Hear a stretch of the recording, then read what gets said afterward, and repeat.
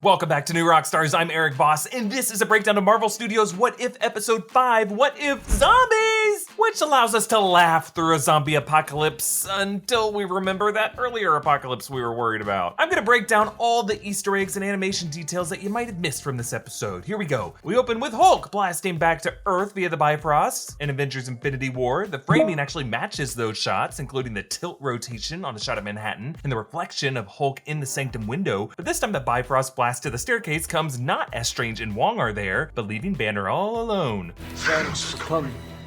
He's coming. Hello? No one except for the Cloak of Levitation, who might be Earth's sole survivor by the end of all this. But no word on what happened to Wanda Maximoff and Hulk whose skin is supposed to be impenetrable, or to Bucky, or how Thor would have held up, or Groot, who as a Flora Colossus is made of bark like cellulose instead of skin tissue and blood. I'm just saying we need a Marvel Zombies Part 2 and get this Groot a cape. The Cloak hooks up Banner with the maroon robes that sorcerers typically wear, and he asks, Was I too late? He's assuming that Thanos already succeeded in snapping away life. I guess he wouldn't know how long he was out for. Ebony Maw and Cull Obsidian beam down to the street without the heavy gusts of their Q ship. Hulk refuses to come out, as he does during this scene in Infinity War. Actually, in that movie, Ebony Maw proclaims, Hear me and rejoice. You are about to die at the hands of the children of Thanos. Here it plays out this way. Hear me and rejoice. Come out! Come out! Come out! What do you mean, no? You are about to die at the hands of the children of... Yeah, mixing in Banner's later moment from Infinity War. Come out! Come out! Come out!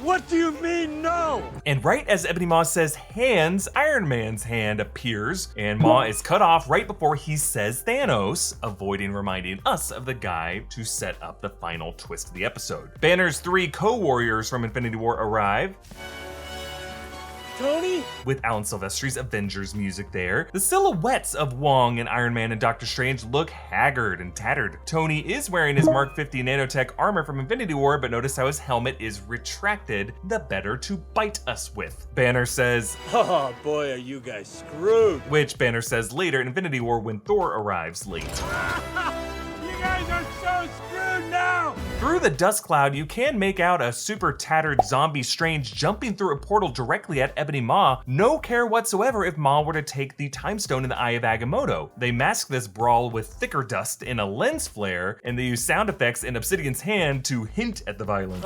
That sort of seems like overkill. Notice how the zombies can still use their weaponry and their sorcery. In Robert Kirkman's Marvel Zombies comics, the virus, known as the Hunger, leaves the infected's full mental capacity unaffected. It just really leaves them with a carnivorous drive akin to zombies. The comics also follow the Fantastic Four, Magneto, Galactus, a whole bunch of characters as the virus spreads to alternate realities, and we learn that the outbreak began when a Watcher from the Earth Z dimension sent a zombified sentry to Earth 2149. So yes, a Watcher was behind all of this. In this case, our Watcher doesn't intervene, and it's caused by something else that I'll get to later. Notice how Zombie Stark's face is decayed, but his earlobe still has a bit of flesh tone in there. Kind of like how we see with Zombie Cap's ear later, showing how this virus is really just affecting their limbic systems in their brains, and how with the right Mind Stone frequency, this could be reversed, but to a pretty decayed bony body. And what kind of quality of life are we talking there? Wong gnaws on Obsidian's severed arm, similar to how he uses a portal to sever that arm in Infinity War, but then Wong here dies a similar way, portal severance, this time to the head. Banner kicks it, just like how he kicked Obsidian's arm all freaked out. Wasp uses a swarm of flying ants to disintegrate these zombies. Who are you?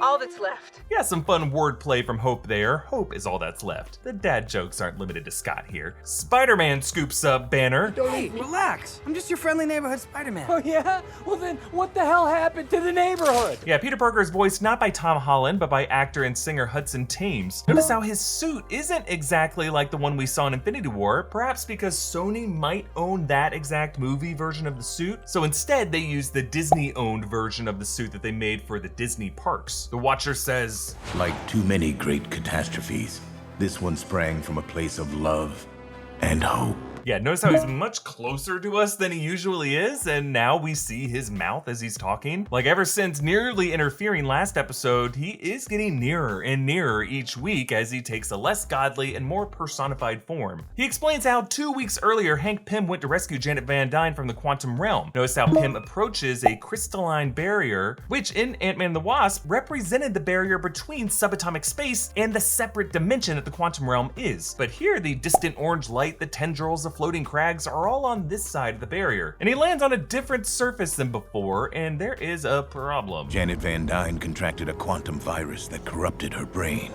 Yeah, so the Watcher doesn't go into any further detail about the origins of this quantum virus or why Janet and Hank didn't get affected when in the quantum realm in the movie, which is a bit weird because every episode up until now, we see at least some kind of deliberate turning point from the movies that characters make, whether it's Peggy Carter deciding to stay in the room or Doctor Strange still being in a relationship with Christine Palmer. So what is the difference here? Well, after staring at this for too long, notice these purple pillars of light that now beam up from below. Those were not in the movie. I'm wondering if these could be the origins of the virus. And inside Marvel, I speculated that Janet could have been intentionally infected by someone who engineered this virus specifically to get to Thanos, maybe even engineered by the Celestials, known to be experimental biological engineers of the Marvel Universe, hoping perhaps that zombie Thanos might use his stones instead to incarnate a sudden influx of life, because what do zombies want more than anything? An unlimited amount of uninfected flesh to chew on, and that this might trigger that emergence that in the Eternals trailer, they said Hulk's snap energy surge triggered. Meanwhile, there's no sighting of the mysterious quantum realm city that was hidden in the background in Ant-Man and the Wasp, which I now believe to be Kang's kingdom of Chronopolis. Since Kang is returning in Ant-Man and the Wasp Quantumania, there's also an argument that Kang could have released this virus as a way to try to biologically subvert the absolute point of Thanos' snap on the timeline. I'm just saying, the fact that the virus didn't affect these characters in Ant-Man and the Wasp means that something changed. Someone wanted this virus to get into our reality. Meanwhile, you gotta love the Watcher's sass here. Oof,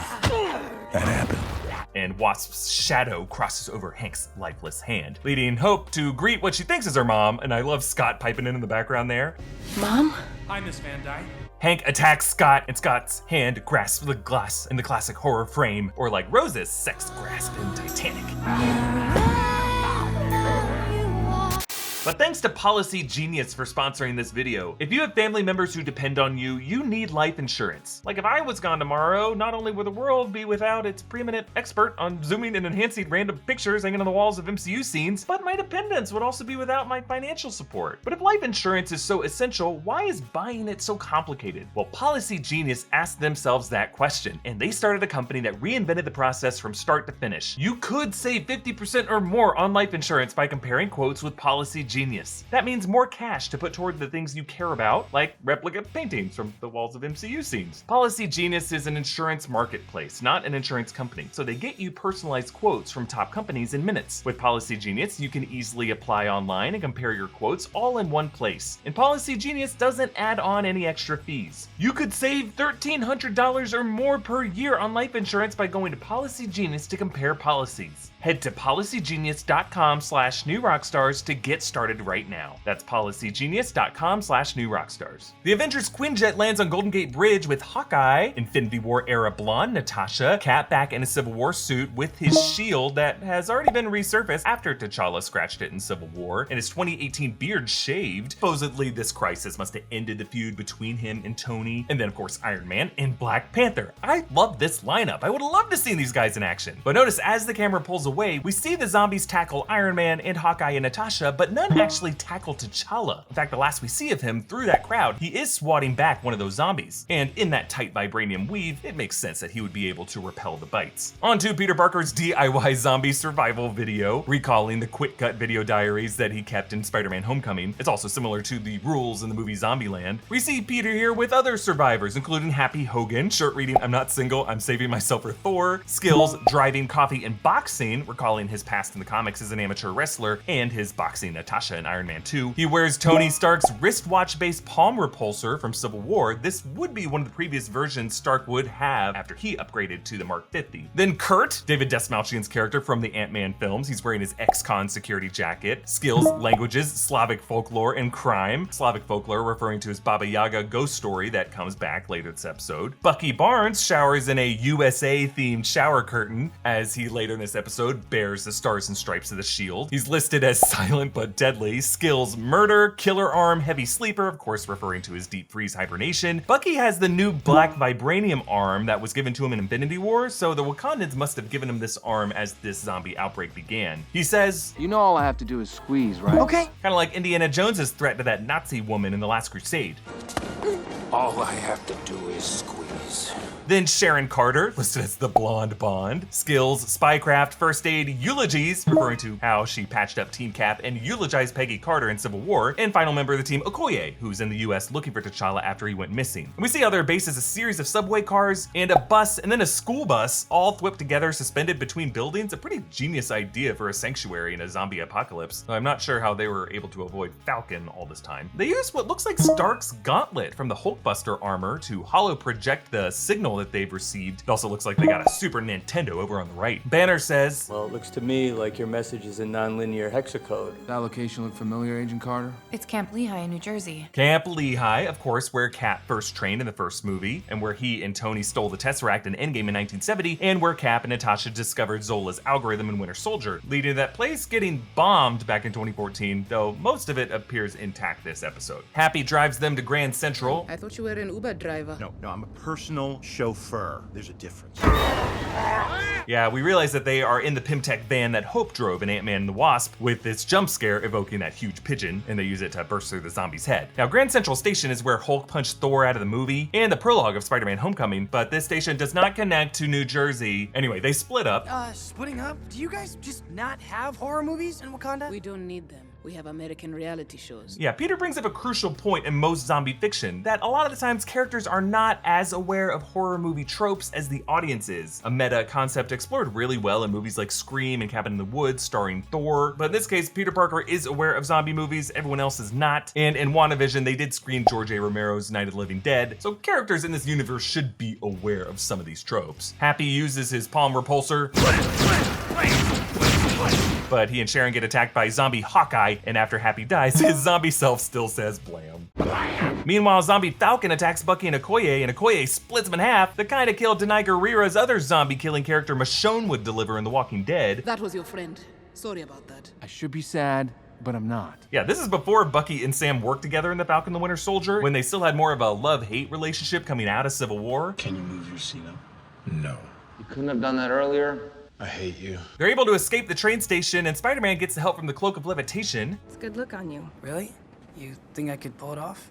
Maybe I'll grow into it. Maybe a hint toward Peter's coming experience with sorcery in Spider-Man No Way Home. Meanwhile, zombie Cap kills Sharon. Notice as she's at his feet, her finger twitches a little back to life. Zombie Cap's sleeve is torn, and you can see he still has a defined deltoid. My boy's still jacked. Or it's like a bloody gash. Either way, he's cut. And notice how Bucky punches Zombie Cap in that jaw, causing it to plunge down a foot. Gross. Cap tosses his shield at Bucky, who hurls it back, similar to Bucky's shield catch in Winter Soldier, and it cuts him in half. Sorry, pal. Guess this is the end of the line. Yeah, end of the line was their repeated line to each other. I'm with you to the end of the line, pal. Because I'm with you to the end of the line. Also, you'll notice the music there was actually a dark minor chord version of Captain America's theme.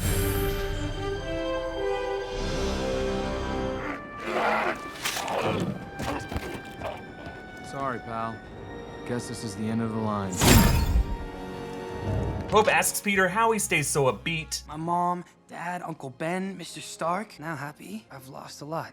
But my Aunt May says, used to say, that if we don't keep smiling when they can't, then we might as well just be gone too. Yes, this is our first official mention of Uncle Ben in the MCU, after his initials appeared on Peter's luggage in Far From Home, which did stand for Ben Franklin Parker, not Big Parker. Hope carries them over the zombie horde by growing big, though with that tear in her suit and how she's able to stay large even after her helmet visor is cracked, this would be the first time the MCU has shown Pymtech-powered characters of different sizes outside of the closed system of their suits. Something that the comics don't really worry about, and I guess this episode doesn't really either. Vision explains how he was able to repel the zombies. The Mind Stone. It emits a subfrequency that is not to their liking. Could that mean the infection is some kind of encephalopathy? Yeah, encephalopathy means damage to the brain. Meanwhile, this bunker looks like the one Cap and Natasha found Zola's AIN in the Winter Soldier, but must be a different one than the one that imploded. Now remember, the Mind Stone carried a kind of divine intelligence that spoke to Vision to warn him about Thanos' coming in Infinity War. And this could have been linked to the plan I've suggested, that this virus could have been engineered to get to Thanos via specifically the Mind Stone. A stone that I believe the Celestials first gave to Thanos before Loki's invasion, since we know the Celestials did used to wield Infinity Stones, and all of this is about getting that stone back to zombie Thanos in this case. Because why else would Thanos go to Wakanda looking for the Mind Stone if the Mind Stone wasn't there yet? Unless it's some kind of oversight or plot hole. Vision saves Scott Lang's head in a glass jar, Futurama style, and Okoye tells him, Hey, Tula, don't cry. You'll fog up your jaw. Sorry. Yeah, Tula is a traditional Zulu lullaby in order to stop babies from crying. They realize Vision lured them there to feed them to zombie Wanda Maximoff. T'Challa has lost a leg, similar to how he does in the Marvel Zombies comics, and Vision says, While your anger is predictable, I can assure you my actions, though unsavory, were nevertheless born of logic. I still cannot entirely fathom what I have done, but I cannot bring myself to leave her. Sounds like Vision found it logical to contain Wanda rather than unleash her on the world, though it also sounds like loving Wanda is just something in his code, which I think is pretty beautiful, but also really messed up how he chopped up people. Wanda awakens her terrifying Baba Yaga form at the far end of the hallway. Now, it's super creepy how the shadows of her are cast both in front of her on the floor and on the wall behind. The front one making sense for the red light source behind her, but also suggests that some light is catching an additional dark spirit that must be standing behind her. The Cloak of Levitation saves Scott, making a pretty fun duo between the two of them. Wingardium Leviosa! Yes, of course, the levitation spell from Harry Potter, and I don't think that or any of these constitute dad jokes. Dad jokes are really just solid wordplay that Gen Z keeps moving the goalpost on because they're mad at everyone older than them for ruining the planet, which, fair. Okoye gets taken. My king, Wakanda forever! And Vision implodes the bunker, saying, There's a quad jet in the hangar. Yeah, quad jets are the predecessors to Quinjets. A quad jet is actually what Carol and Fury piloted in Captain Marvel. And Vision, to atone, rips out the Mind Stone from his own head, creating the kind of shockwave that happened when his Mind Stone was destroyed in Infinity War. But also the moment he does, his eyes roll over and he turns gray, just like he did in Infinity War, and showed back up as in WandaVision. Ugh. Banner wants to stay behind and let them escape. I don't think I can lose another friend today. So, avenge us. Yeah, Scott and T'Challa are like, you, dude, we're not friends enough. And if you think about it, Peter wasn't called an Avenger until Tony Stark knighted him in Infinity War, which never happened here, so Banner telling him to avenge them gives Peter that promotion. Banner finally forces Hulk out of hiding, and he and Wanda duke it out, but we never see what comes from that, or where Bucky landed. Giant Hope tries to grab the jet and fails, and pissed, chucks a zombie at them.